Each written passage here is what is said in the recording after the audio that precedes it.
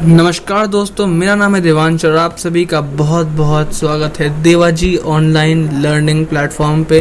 ये हमारा यूट्यूब पे चैनल है। आगे इसको हम लोग और भी जहाँ पे बढ़ाने वाले हैं, है ना। तो अभी हम लोग जो बात करने वाले हैं वो बात करने वाले हैं मोल कॉन्सेप्ट के बारे में। इसके लिए कोई भी बच्चा जो कंपटीशन के लिए पढ़ रहा हो या जिसको मोल कॉन्सेप्ट में रुचि है या फिर वो क्लास 9th और 11th के अपने सिलेबस के लिए पढ़ रहा है, वो इस वीडियो को डेफिनेटली देखे। तो क्या हाल चाल है दोस्तों, है ना।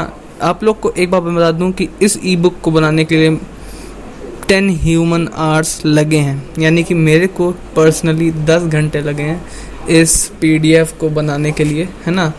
10 घंटे सुनने में काफ़ी ज़्यादा नहीं लगता है, पर एक्चुअली में बहुत होता है। ये एग्जैक्ट कैलकुलेटेड टाइम है ना। इसमें जो भी नोट्स मिलने वाले हैं वो हाईली वैल्यूएबल हैं आपकी नॉलेज के लिए। अगर आप एक K-12 के नीचे के बच्चे हो, यानी कि मतलब 12th क्लास से नीचे के बच्चे हो, है ना, उससे ऊपर वाले भी मतलब कॉन्सेप्ट बनाने के लिए जो देखना चाहे देख सकता है। ओके, आगे बढ़ते हैं। तो हम सबसे पहले बात करते हैं कंटेंट की। तो हमारे कंटेंट में क्या क्या है, इंट्रोडक्शन टू मोल होगा। उसके बाद मोल कॉन्सेप्ट का नीड क्या है, भाई फालतू में कहाँ ही कॉन्सेप्ट और बढ़ा दिया, है ना। फंडामेंटल लॉज क्या हैं जो इस मोल कॉन्सेप्ट की फाउंडेशन बनाते हैं, है ना। क्या ट्रिक्स हम लोग फॉलो कर सकते हैं जिसके चलते हम लोग अपने क्वेश्चंस को बहुत ही आसानी से कर पाएंगे, है ना। क्वेश्चंस के लिए अलग वीडियो बनाऊंगा मैं, आप लोग को अगर तुरंत ज़रूरत हो तो कमेंट्स में बता दीजिएगा, ठीक है। कंसंट्रेशन पैरामीटर्स के बारे में बताएंगे, डाइल्यूशन के बारे में बताएंगे और आखिरी में अपना कंक्लूजन पेश करेंगे। और जिन लोगों का हमने मटेरियल थोड़ा बहुत कॉपी किया है उनको उनके मटेरियल के लिए क्रेडिट दे देंगे। ओके, आगे बढ़ते हैं, ठीक है। इंट्रोडक्शन। तो जैसे एक बार आप इमेजिन करिए, आपको मैंने बताया कि कोई बंदा है, वो 6 फीट 2 इंच लंबा है, या फिर कोई बंदर है ना, उसने एक बार में 1 दर्जन बनाने खा लिए, है ना, 1 दर्जन केला खा गया वो, है ना। तो आपके माइंड में तुरंत एक परसेप्शन बनने लगा, है ना, कि भाई 6 फुट 2 इंच मतलब सही में कोई लंबा आदमी है ना। या फिर किसी ने 1 दर्जन बनाने खा लिया मतलब काफ़ी ज़्यादा खा लिया, है ना। आपको क्वांटिटी पता चल जाती है कि हाँ भाई 12 बनाने खा लिया, 12 खाना बहुत बड़ी बात होती है, ठीक है। पर अगर मैं आपसे यहीं पे बोलूँ एक बार को, है ना, कि number of moles of oxygen entering into your body with each breath, है ना, कि 1 मोल ऑक्सीजन आपके अंदर एंटर कर रही है आपकी बॉडी में जब आप एक बार सांस ले रहे हो, तो भाई तुम्हारा दिमाग काम करना बंद कर जाएगा, है ना। और तुम्हारा दिमाग उतनी जल्दी रिस्पॉन्स नहीं देगा जितनी फास्ट उसने प्रीवियस क्वेश्चंस का दिया था। इसके पीछे का रीज़न सिर्फ ये है ना, कि हम लोगों को बचपन से ऐसा कभी we have never been brought mole as unit, है ना। तो हम लोग को मोल एक यूनिट के तौर पे लाया ही नहीं गया हमारी डेली लाइफ में, है ना। And thus it became increasingly difficult for us to comprehend, है ना। इसीलिए हमको ये समझना काफ़ी टफ सा हो जाता है ना, मतलब लगता है कुछ अलग से है। भाई तुमको अगर मैं केमिस्ट्री में बैठ के किलोग्राम के बारे में पढ़ाऊँ, है ना, या लीटर के बारे में पढ़ाऊँ, या फिट के बारे में पढ़ाऊँ, है ना, या मीटर के बारे में पढ़ाऊँ क्लास 11th में, तो तुमको अजीब सा लगेगा, है ना। लेकिन मोल के बारे में पढ़ते हो अजीब सा नहीं लगता। ये भी तो एक यूनिट है भाई साहब, हाँ, और काफ़ी बेसिक यूनिट है जो हमारे आसपास आपको हर जगह देख रही है ना, ठीक है। ओके, आगे बढ़ते हैं, फीलिंग्स में ज़्यादा नहीं खोना है। Although it is indispensable for chemists, a poor understanding of mole concept can lead to enormous errors and wastage of resources while performing scientific experiments like biochemical assays, animal cell structure, polymerase chain reaction, है ना। लंबे लंबे नाम ले लिए हैं, है ना। मतलब सिर्फ इतना है कि मतलब जो भी धंधा होगा ना आपका मैन्युफैक्चरिंग का, उसमें आपको एक काफ़ी तगड़ा लॉस होने वाला है अगर आपको मोल कॉन्सेप्ट के बारे में नहीं पता है, क्योंकि आप लोग रिएक्टेंट उल्टे फुलटे कुछ भी मिलाने वाले हैं और आपकी एक काफ़ी हद तक वेस्टेज होने वाली है एक्सेसिव रिएजेंट की टर्म्स क्या हैं आगे पता चलेंगे। Okay, why mole concept is needed, तगड़ा क्वेश्चन काफ़ी, है ना। तो क्वेश्चन क्या पूछा गया है, थोड़ा सा अंग्रेजी मिक्स करेंगे। Why at all we require mole concept and need to calculate the number of moles and use concentration terms? Is mass not enough as a unit of quantity? If we understand this question, we would gradually realize that mole is a really important quantity both for chemists and biologists.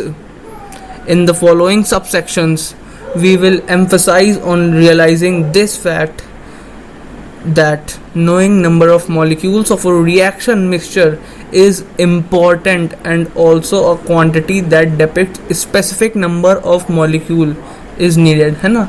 तो भाई number में ऐसा क्या रखा है, मास से काम नहीं चल रहा था क्या? भाई मास से काम नहीं चलता है एक्चुअली में। हमको जो भी रिएक्शन हो रहा है ना, उसमें जो मिक्सचर बन रहे हैं, जो भी हमारे सब्सटेंस पहले थे, जो भी हमारे सब्सटेंस बने, उनके नंबर वो कितने, उसके मॉलिक्यूल कितने बने, है ना, उसके एटम कितने बने, ये जानना काफ़ी इंपॉर्टेंट होता है। क्यों होता है आगे देखते हैं। ओके, नेक्स्ट स्लाइड आ गई है। Need of knowing number of molecule. We often go to the market for buying things in gram, litre, dozen, है ना। भाई हम लोग जाते हैं, कुछ जैसे सोना खरीदने जा रहे हो तो भाई ग्राम में ख़रीदते हैं, है ना। कुछ लोग किलोग्राम में भी ख़रीदते हैं, है ना, पर ग्राम में ख़रीदते हैं यूजुअली, ठीक है। 50 ग्राम, 100 ग्राम, 200 ग्राम, 250 ग्राम, है ना, इससे ऊपर नॉर्मल लोग नहीं खरीदते, है ना। Similarly in chemistry when we are observing a reaction, जब हम लोग केमिस्ट्री में एक रिएक्शन को ऑब्जर्व करते हैं, है ना, तो उसके लिए हमको कुछ क्वांटिटी चाहिए, एक यूनिट चाहिए। उसके लिए हम लोग ग्राम को यूज़ कर सकते हैं क्वांटिफिकेशन के लिए, लेकिन हम लोग को ये देखना है कि मोल एक ग्राम से बेहतर क्यों है क्वांटिटी के तौर पे। यहाँ पे आपको मैं फिर से बता दूँ, मोल एक यूनिट है ना। मोल क्वांटिफिकेशन के काम आता है और ये नंबर्स के बारे में डील करता है ना। Okay, if we perform a reaction between 5 gram of sodium and 5 gram of chlorine, simple सा क्वेश्चन है, मैं तुम लोग को बता रहा हूँ। अगर हम लोग 5 ग्राम सोडियम 5 ग्राम क्लोरीन को मिला दें, है ना, सूटेबल कंडीशंस में, मतलब जिस कंडीशन में आराम से NaCl बन सकता है, तो उस कंडीशन में क्या होगा भाई, NaCl कितना फॉर्म होगा, 10 ग्राम, क्योंकि 5 ग्राम तो सोडियम था, 5 ग्राम क्लोरीन था। सही बोल रहा हूँ ना? नहीं, ऐसा बिल्कुल नहीं होगा। जितने लोगों को भी ये लग रहा है, काफ़ी बड़ी बात नहीं है, सबसे गलतियाँ होती है, कोई बात नहीं, अभी आगे देखूंगा सब समझ में आएगा और फिर तुमको लगेगा कि हाँ यार ये गलती थी और इसके लिए मोल कॉन्सेप्ट काफ़ी ज़रूरी था, ठीक है। तो अगर आप लोग को 10 ग्राम लग रहा है, आप लोग रॉन्ग हो, है ना। इसके पीछे का रीज़न क्या है, हम लोग एक सिंपल सी एनालॉजी बनाएंगे, है ना, और उससे हम लोग डिस्क्राइब करेंगे और इस प्रॉब्लम का सॉल्यूशन निकालेंगे। ओके, एनालॉजी क्या है। सपोज़ करो भाई तूने 1 किलो एप्पल लिया, 1 किलो अंगूर लिया, है ना, और तेरे से कहा गया कि भाई तेरे को एक फ्रूट सलाद डेकोरेट करनी है, उसमें तेरे को 1 एप्पल रखना है और 1 ग्रेप रखना है ना, हर प्लेट में। तो भाई तेरे को पता चल रहा है कि कुछ बहुत कम हम ऐसी प्लेट बना पाएंगे, है ना। शायद 4-5 एप्पल में 1 किलो नप जाता है और शायद उसमें 4-5 अंगूर यूज़ कर पाएंगे, बाकी सारा अंगूर बच जाएगा, है ना। भाई दोनों लिया तुमने, एक ही 1 किलो था, मास तो सेम था दोनों का, पर ऐसा क्यों हुआ, है ना। आपको पता है, सिंपल सी बात है भाई, जो चीज़ हैवी है ना, वो लेस होगा नंबर में, और जो चीज़ हल्की होती है वो चीज़ ज़्यादा होगी नंबर में, है ना। तो इसीलिए हमको नंबर्स पता होना काफ़ी इंपॉर्टेंट है। एक अब दूसरी एनालॉजी देखो, अगर हम exactly same number of grapes और सेम नंबर ऑफ एप्पल खरीदें दुकान से, तो क्या हमारे पास अभी भी ग्रेप्स बचेंगे? ना, अब की बार ग्रेप्स नहीं बचने हैं। अच्छा, इसी एनालॉजी को अब जो है क्लोरीन और सोडियम पे ला। क्लोरीन जो है वो हमारा होता है हैवी, और जो सोडियम हमारा होता है वो होता है क्या, लाइट वेट, है ना। सोडियम होता है शायद 11 पे और क्लोरीन होता है 17 पे, ठीक है। तो क्लोरीन हमारा काफ़ी हैवी है सोडियम के मुकाबले। तो क्लोरीन क्या है, क्लोरीन पूरा यूज़अप हो जाएगा, लेकिन सोडियम का, सोडियम थोड़ा बचा रहेगा, क्योंकि भाई वो 5 ग्राम में ज़्यादा था उसकी क्वांटिटी, क्योंकि NaCl, एक NaCl में क्या है, 1 सोडियम है 1 क्लोरीन है, भाई इससे ज़्यादा थोड़ी ना है। तो सोडियम ज़्यादा है तुम्हारे 5 ग्राम में, क्लोरीन कम है 5 ग्राम में, तो तुम्हारे सोडियम बचेंगे। जो चीज़ बचती है उसको हम लोग बोलते हैं एक्सेसिव रिएजेंट, और जो चीज़ हमारी रिएक्शन को लिमिट करा देती है, जो भारी होती है, वो होती है हमारी क्या, लिमिटिंग रिएजेंट। अब एक कंसीडर करो सिनेरियो, है ना, जो ये तुम लोग कांड कर रहे हो NaCl में 5 ग्राम मिला के 10 ग्राम बनाने वाला, अगर भाई बड़ी बड़ी इंडस्ट्रीज़ में भी यही हो, तुम सोच पा रहे हो ना, काफ़ी क्वांटिटी में लिमिटिंग रिएजेंट के कारण काफ़ी क्वांटिटी में एक वो क्या बोलते हैं अनयूज्ड या वेस्टेड प्रोडक्ट बच जाएगा हमारे पास, जो हम लोग रिएक्टेंट मिला मिला के कुछ नई चीज़ें बनाते हैं उसमें, है ना। और ये क्या देश की इकनॉमी के लिए अच्छा है? ना, बिल्कुल अच्छा नहीं है। रिसोर्सेज की खुली वेस्टेज है। आपको पता है रिसोर्सेज वैसे भी इस समय बहुत कम है ना। तो एनालॉजी समझ में आ रही है? इसके थ्रू हम लोग समझ गए कि NaCl यार 5 ग्राम मिलके 10 ग्राम NaCl नहीं बनाने वाले, है ना। तो अब इस पर एक प्रैक्टिस क्वेश्चन है, देखो इसको, है ना। ये इसको हम लोग शायद डिस्कस कर चुके हैं। हाँ, हम लोग भाई जो भी पढ़ रहे थे उसी में से क्वेश्चन उठाया इस बंदे ने। What if mole concept would not have emerged and industries were using equal masses of two reactant to prepare compounds, है ना भाई। अब क्वेश्चन क्या आया कि मोल कॉन्सेप्ट अगर किसी को पता ही ना होता और इंडस्ट्री वही इक्वल मास लगा लगा के धड़ाधड़ चीज़ें बनाई जा रही है ना, कंपाउंड बनाई जा रही हैं, तो भाई इससे होता क्या, है ना।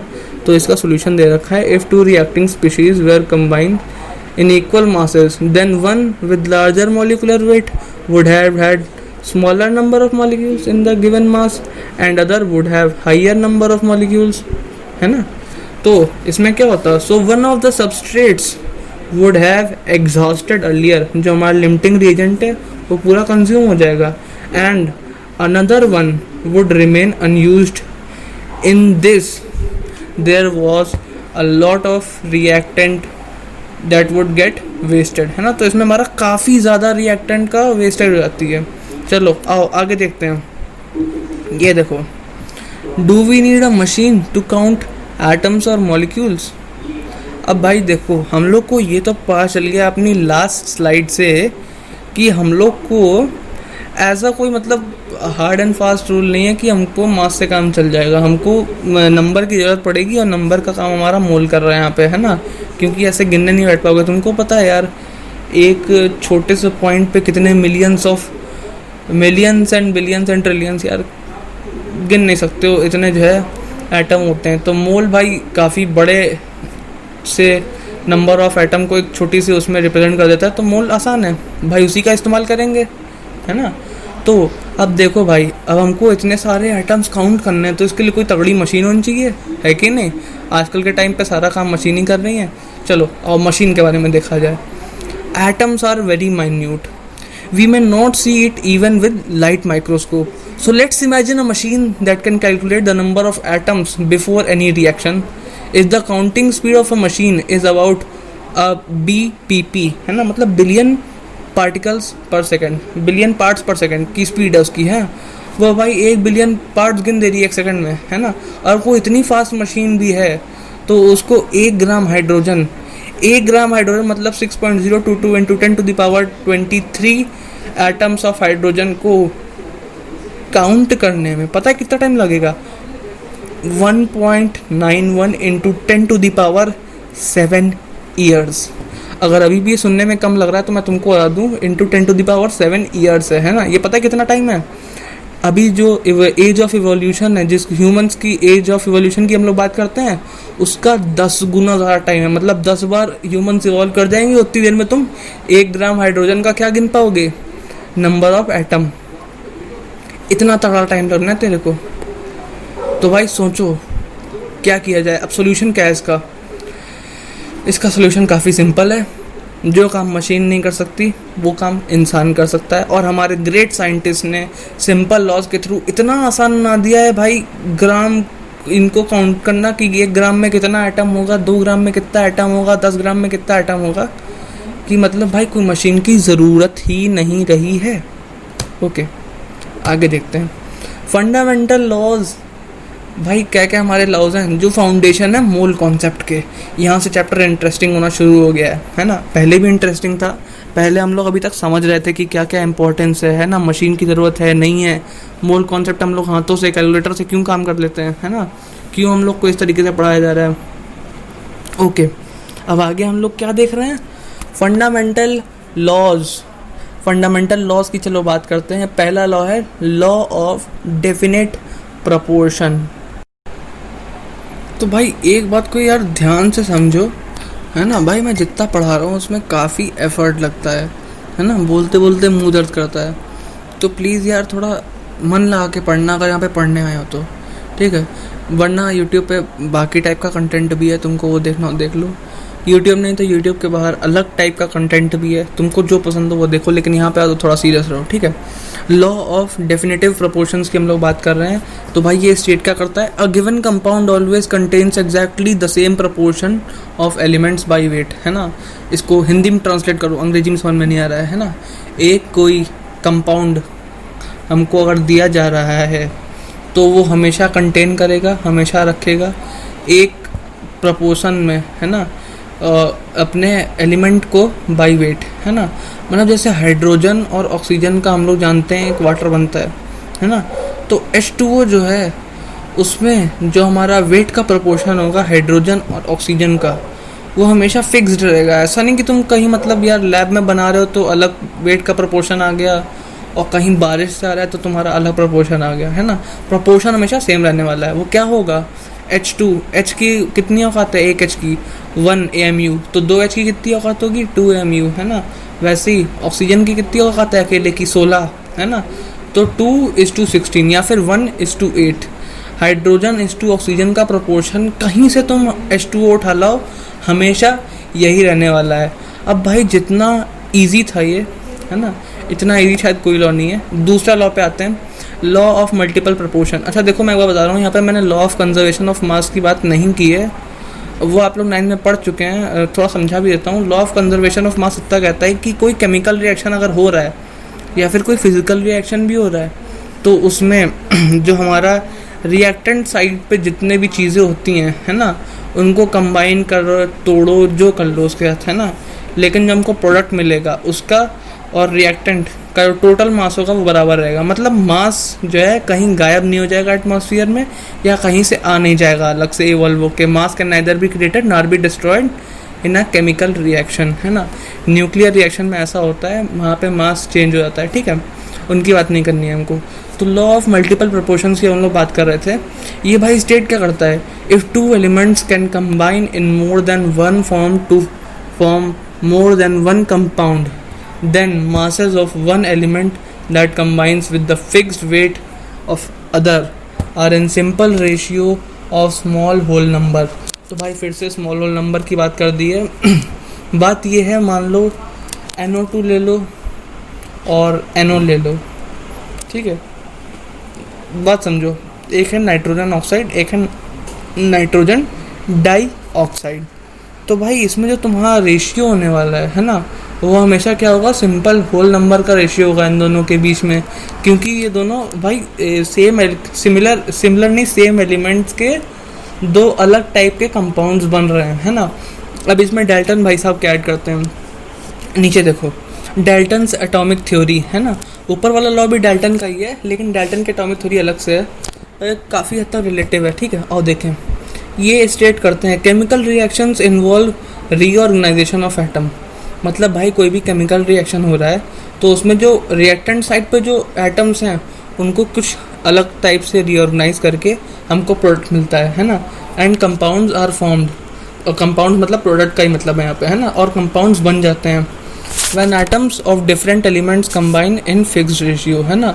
तो भाई एक फिक्स्ड रेशियो होता है, उसी रेशियो में ये कंबाइन करेंगी। इसका मतलब ये है कि भाई केमिकल रिएक्शन जो होती हैं वो हमेशा मतलब अगर आप दो कंपाउंड्स के बीच में करा रहे हो तो वो हमेशा एक सिमिलर कंपाउंड ही बनाएंगी, मतलब सेम कंपाउंड ही बनाएंगी, चाहे आप उसको कहीं पे भी कराओ, धरती पे कराओ चाहे मार्स पे कराओ, कभी भी कराओ, कैसे भी कराओ, ठीक है।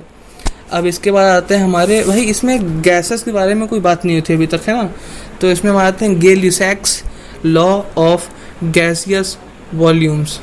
तो ये क्या स्टेट करते हैं, ये कहते हैं व्हेन गैसेस कंबाइन और are produced in a chemical reaction, अगर गैसेस जुड़ती हैं कभी भी दो, है ना, या किसी भी जो है रिएक्शन में गैस जो है वो निकल रही है ना, प्रोड्यूस हो रही है एक रिएक्शन में, केमिकल रिएक्शन में, they do so in a simple ratio by volume, है ना। अभी तक जो भी रेशियो थे बाई वेट थे, है ना, फिक्स्ड रेशियो थे, होल नंबर रेशियो की बात हो रही थी। अब क्या कह रहा है, सिंपल रेशियो होगा, है ना, लेकिन by volume, provided all gases are at same temperature and pressure, यानी कि उनके बार में कोई फ़र्क नहीं होना चाहिए और उनकी डिग्री में कोई फ़र्क नहीं होना चाहिए। डिग्री मतलब यार डिग्री सेल्सियस या फ़ारेनहाइट या केल्विन, समझ रहे हो ना, टेम्परेचर की बात हो रही है। टेम्परेचर, तापमान, और प्रेशर है ना, दबाव, उन पे अगर सेम है दोनों चीज़ों पे, है ना, तो वो उनका जो वो होगा केमिकल रिएक्शन में जब जो है, तो वो एक सिंपल रेशियो में बाई वॉल्यूम वो निकलेंगी, ठीक है। अब बात कर लेते हैं अवोगाड्रोज लॉ। अवोगाड्रो का भाई क्या लॉ है? अवोगाड्रो का लॉ भाई इतना इंटरेस्टिंग है, ये थोड़ा बहुत गिब्स के लॉ से मिलता जुलता है, जो इसके ऊपर वाला लॉ था अभी, है ना। इसके बारे में देखो, अवोगाड्रोज लॉ क्या एस्टैब्लिश करता है? रिलेशनशिप इस्टेब्लिश कर रहा है किसके बीच में? Volumes and number of moles of gaseous molecules. ये स्टेट क्या करता है? It states that equal volumes of all gases at the same temperature and pressure. Equal volumes अगर हम लोग ले रहे हैं किसी भी गैस की, सेम टेम्परेचर और सेम प्रेशर पे, should contain equal number of molecules. बहुत बड़ा दावा किया है इसने। अवोगाड्रो साहब बता रहे हैं कि अगर वॉल्यूम सेम है, टेम्परेचर सेम है और प्रेशर सेम है, तो नंबर ऑफ मॉलिक्यूल्स इक्वल होंगे। नंबर ऑफ मॉलिक्यूल्स डिफर नहीं करेंगे, चाहे वो गैस कोई बड़ा हो, हैवी गैस हो, चाहे वो लाइट गैस हो, है ना। ये बहुत तगड़ी बात बता दी इन्होंने, है ना। This led to the famous equation PV equals to nRT, है ना। PV इक्वल्स टू nRT एक काफ़ी फेमस इक्वेशन है। इससे भाई हम लोग काफ़ी तगड़ी तगड़ी चीज़ें प्रूव कर सकते हैं, है ना। सब गैसेस से लेके कैंडल जला के उसको जो है एक ग्लास में बंद करके आप लोग एक्सपेरिमेंट करते थे, दिखाते थे, ऑक्सीजन पूरी ख़त्म हो गई, या फिर मतलब वो ऑक्सीजन जो है जिस लेवल तक कैंडल थी उसके नीचे तक की बची हुई है, ये सब आप करते थे, है ना। ये PV nRT से दिखाता है, PV इक्वल्स टू nRT। इस पे हमारे HC वर्मा जो हैं, आप लोग अगर नहीं जानते तो वो प्रोफेसर हैं IIT कानपुर के, उन्होंने काफ़ी अच्छी एक वीडियो बनाई है। मुझे कमेंट्स में याद दिला देना, तो मैं इसका लिंक दे दूँगा डिस्क्रिप्शन में, आप लोग जाके देखिएगा। काफ़ी इंटरेस्टिंग वीडियो है, मैंने देखा था तो मुझे मज़ा आ गया था, मतलब क्या पढ़ाते हैं वो, है ना। And that enables us to calculate number of moles of a gas under given conditions, or to compare the number of moles of two gases or same gas at two condition। भाई बहुत बढ़िया है ये, है ना। Pressure 1 into volume 1 लो equals to pressure 2 into volume 2, है ना। इसका मतलब क्या है? अगर तुम वॉल्यूम बढ़ा रहे हो एक तरफ से, है ना, तो दूसरी तरफ क्या होगा? प्रेशर घटेगा, है ना, क्योंकि क्या बराबर करना है। P1 into V1 equals to P2 into V2। काफ़ी ही इंटरेस्टिंग चीज़। ओके, अब आगे बढ़ चुके हम लोग अपने एवोगाड्रो नंबर और डेफिनेशन ऑफ मोल के बारे में बात करने वाले हैं, ठीक है। यहाँ देखो, तो भाई हमारा जो एक इंस्टीट्यूशन है IUPAC, है ना, उसकी जितनी बातें होती हैं हम लोग केमिस्ट्री में उसी को फॉलो करते हैं, है ना। तो हमारे international union of pure and applied chemistry ने जो है हम लोग को जो मोल की डेफिनेशन दी है वो है, the mole is the unit of measurement for amount of substance in the International System of Units. A mole of a substance और a mole of particle is defined as exactly 6.02214076 into 10 to the power 23 particles, है ना। मतलब अगर हम मोल किसी particle की बात कर रहे हैं तो मतलब ये कह रहा है कि 6.022 इंटू 10 to the power 23 उसी पार्टिकल्स के कंटेन है ना, which may be atoms, molecules, ions और इलेक्ट्रॉन्स। यहाँ पे ये लोग ये बात कर रहे हैं, भाई बनाना भी हो सकते हैं केला। हाँ, अगर तुम बोलो मेरे पास 1 मोल केले हैं, इसका सिंपल मतलब यही है, तुम्हारे पास 6.02214076 इंटू 10 to the power 23 केले हैं, है ना। In short 1 mole of something equals to 6.022 into 10 to the power 23। अब हुई ना बात, है ना। 6.022 इंटू 10 to the power 23 ही तुमको याद करना है। ये तुम्हारे लिए क्या है? इसी को अवोगाड्रो नंबर बोल रहे हैं ना। ये मोल जो है, Avogadro number is equal, exactly equal in magnitude with 1 mole of a particle, that is 6.022 into 10 to the power 23 and is represented as NA। ये N है, इसके नीचे छोटा सा A है ना। ये छोटा A भी कैपिटल है, तो इसको हम लोग बोलते हैं, ये एवोगाड्रो का सिंबल है। एवोगाड्रो नंबर ये रिप्रेजेंट करता है, ठीक है। अब भाई हम लोग जहाँ बढ़ने वाले हैं, ये होने वाला है हमारा सबसे ज़रूरी, इम्पॉर्टेंट और ऐसा टॉपिक जिसके बारे में आपको जानना ही है। मैं एक सेकंड ज़रा पानी पी रहा हूँ।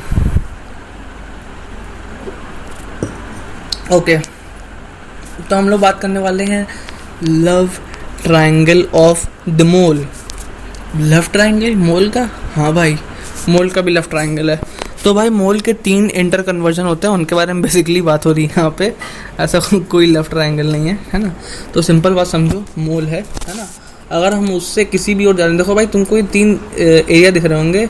एक ऊपर नंबर है, एक इधर ब्लू कलर से, नेवी ब्लू बोलते हैं, स्काई ब्लू बोलते हैं, पता नहीं है ना। एक इधर राइट हैंड साइड में जा रहा है ऑरेंज कलर से, जिसमें बलून वलून बने हुए हैं, वॉल्यूम की बात हो रही है यहाँ पे, है ना। और एक इधर पर्पल की तरफ जा रहा है, क्या मास रिप्रेजेंट कर रहा है ना। तो भाई ये देखो, हम लोग जब भी मोल से किसी की ओर जाते हैं, चाहे नंबर हुआ, चाहे वॉल्यूम हुआ, चाहे मास हुआ, है ना, तो हम लोग हमेशा N2 का प्रयोग करते हैं। और हम लोग जब भी मोल्स की तरफ आते हैं इन तीनों पॉइंट्स में से कहीं से भी, तो हम लोग हमेशा डिवाइड के साइन का इस्तेमाल करते हैं। ये बेसिक सी बात है, इतना याद कर लो। इसके अलावा तुमको क्या याद करना है? नंबर के लिए भाई तुम्हारे नंबर में कौन सा एक यूनिट है मोल के लिए? हाँ, मोल क्या है हमारा? 6.022 इंटू 10⁻23 ऑफ दैट पार्टिकल, है ना। तो मतलब अगर एक मोल, मैंने कहा मेरे पास एक मोल हाइड्रोजन है ना, हमको बताना है find the number of atoms of hydrogen you have, है ना। तो हम लोग भाई मोल पे हैं, मोल से हमको कहाँ पे जाना है? नंबर पे, क्योंकि हम लोग को फाइंड द नंबर करना है, नंबर ऑफ एटम। तो भाई हमने मोल से 1 मोल से नंबर ऑफ एटम तरफ गए, तो हमने क्या किया? इनटू Na, है ना। देख रहा होगा यहाँ पे लिखा है, देखो जब एरो इधर ऊपर की ओर जा रहा है तो उसमें लिखा हुआ है number of moles into Na। तो ये हम लोग नंबर पे पहुँच गए। अब मान लो मेरे को पता है कि हमारे पास 12.044 into 10⁻23 atoms of hydrogen present है। तो बताओ मेरे पास कितने मोल प्रेजेंट हैं? तो इस क्वेश्चन को सॉल्व करने के लिए क्या करना होगा? हम लोग के पास नंबर पता है हमको, हमको नंबर से कहाँ आना है? मोल पे आना है। तो हमको क्या करना होगा? डिवाइड करना होगा। किससे? Na से, एवोगाड्रो नंबर से डिवाइड करेंगे 6.022 इंटू 10⁻23 से। तो आंसर कितना आएगा? 2 मोल्स हैं हमारे पास इस समय हाइड्रोजन के, ठीक है। ऐसे ही इंटर कन्वर्जन होता है जब हम लोग वॉल्यूम में आते हैं, तो हम लोग यूज़ करते हैं 22.4। कब कहाँ पे यूज़ करते हैं? 25 डिग्री सेल्सियस और 1 एटमॉस्फेरिक प्रेशर पे, है ना। 1 atm प्रेशर, जो कि 10⁵ पास्कल भी होता है ना। और 25 डिग्री सेल्सियस पे हमारा, अगर हम लोग मोल्स से वॉल्यूम की तरफ आ रहे हैं, जैसे मतलब पानी है, हमको पता है 1 मोल वाटर है, तो हम लोग को पता चल जाएगा 22.4 लीटर ऑफ वाटर है। अगर वो 1 मोल हमारा 25 डिग्री सेल्सियस और 1 atm प्रेशर पे है। अगर क्वेश्चन में आपको सिर्फ इतना दे रखा है, तो आपको अपना प्रेशर और टेम्परेचर जो है उसको कांस्टेंट लेना है, नहीं तो आप वहाँ पे PV = nRT का यूज़ कर सकते हैं। वो काफ़ी हेल्पफुल होता है हमारे लिए, जो हमारे उन्होंने बताया है, एवोगाड्रो साहब ने बताया है, किसी और ने क्या बताया है ना। अब देखो तीसरा क्या कन्वर्जन है हमारा, हम लोग मोल से जब मास की ओर जा रहे हैं, है ना। तो इसके लिए काफ़ी सिंपल सा काम करना है, आपको मॉलिक्यूलर मास या एटॉमिक मास पता होना चाहिए, है ना। मॉलिक्यूलर मास कैसे निकालता है? जैसे मान लो मेरे को CO2 का निकालना है, तो पहले कार्बन का मास पता करो, कार्बन का मास कितना है, फिर ऑक्सीजन का पता करो, ऑक्सीजन का कितना है, दोनों को ऐड करो, दोनों को ऐड करने पे कितना आ रहा है? 44, है ना। तो 44 हमारा किसका मॉलिक्यूलर मास हो गया? पूरे CO2 का, है ना, क्योंकि हमने इसमें 1 कार्बन का मास लिया और 2 ऑक्सीजन का मास लिया। एज सिंपल एज दैट, है ना। हमको अगर पता है 1 मोल ऑफ CO2 है, तो हमको मास अगर बताना है तो हम बता देंगे 44 ग्राम है। और अगर हमको पता है हमारे पास 88 ग्राम ऑफ CO2 है और हमको बताना है कितने मोल है हमारे पास, तो हम लोग क्या कर देंगे? 88 डिवाइड बाई 44, तो उससे हमको क्या मिल जाएगा? 2 मोल्स हमारे पास CO2 के हैं। आई थिंक आपको ये बातें सब समझ में आ रही होंगी मैं क्या बोल रहा हूँ, है ना। ऐसे बकवास की तरह नहीं जा रहा होगा। आगे बढ़ते हैं, ठीक है। अब बात करने वाले हैं कॉन्सेंट्रेशन पैरामीटर्स की। भाई यहाँ पे मैं सोच रहा हूँ वीडियो रोक दूँ, मेरे आधे घंटे लगभग कंप्लीट होने वाला है। इसके आगे मैं नेक्स्ट पार्ट